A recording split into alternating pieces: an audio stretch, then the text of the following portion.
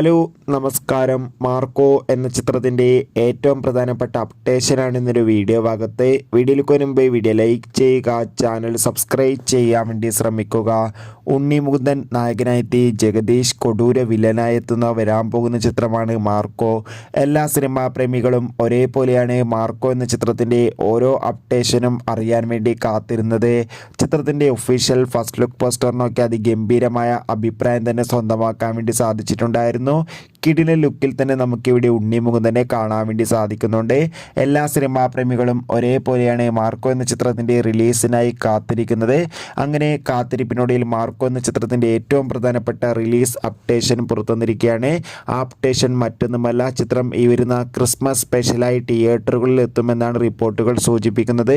ചിത്രത്തിൻ്റെ teaser trailer ഉടൻ തന്നെ പുറത്തുവരും. കാത്തിരിക്കാം മാർക്കോ എന്ന ചിത്രത്തിൻ്റെ കൂടുതൽ അപ്ഡേഷൻ അറിയാൻ വേണ്ടി.